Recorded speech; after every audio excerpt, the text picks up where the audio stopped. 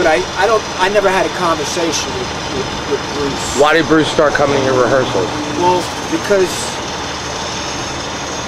the lead singer in my band, which was a female, her name was Karen Cassidy, and Bruce was going out with her at the time. And she brought him over to check the band out, which she enjoyed a lot. We had a good band. She was great. The main feature about Karen was that Karen was older than us. She used to perform and come to practice with no bra. And that was a new thing. In fact, I'm very sure that was Bruce's Draw to her. And she was a very, she had a lot of presence, and 50% or 75% or 85% of her presence was due to the fact that she was braless and she would wear these sheer tops, which in that day was equal to seeing a porno. So he was into her. They started dating? Yeah, Bruce had a lot of girlfriends. In fact, every time I saw him, he had a different girlfriend. But yeah, they were going out at the time. And he came to a practice one time, and we were playing. I think I was playing an Iron Butterfly song. In fact, it was an Iron Butterfly song. It was called "The Theme from Iron Butterfly." And I remember after we got done playing it, Bruce said something to the effect, "Wow, that sounded good. It's like, I like the sound." He says, "You want to sell that amp?"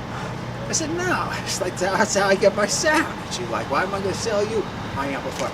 It was a silver-faced basement head with a basement cabinet with two 12-inch Altec Lansing speakers in it, and it did sound good. But I remember me and Philip Picciotti went to 48th Street one day, and we went to Sam Ash's, and I clipped a Mosrite fuzz tone while nobody was looking, just bolted out the door.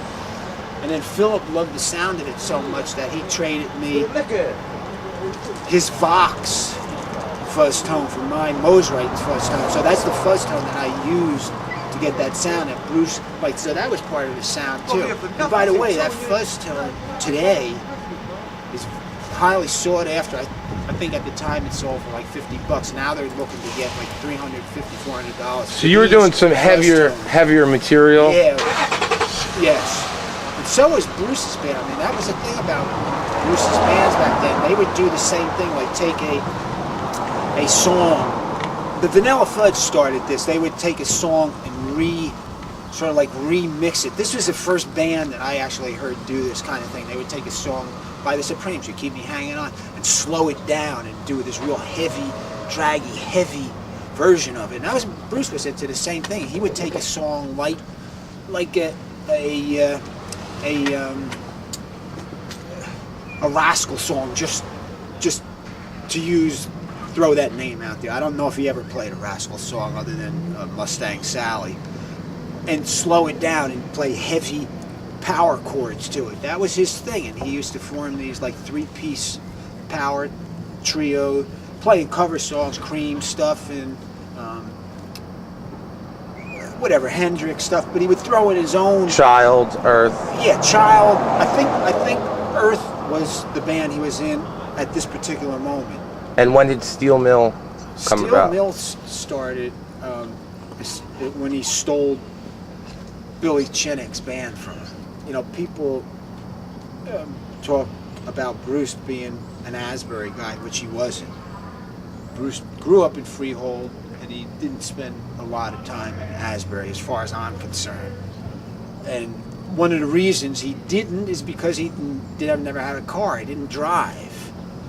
He's got 2 years on me, and I know for a fact that my friend Obi used to go to Freehold just to pick him up, to take him to Asbury to hang out. So it wasn't, if he wanted to get to Asbury, he'd have to catch a ride with somebody or hitchhike, and he did. He used to hitchhike a lot. When he lived in West End, he'd always be hitchhiking all over the place.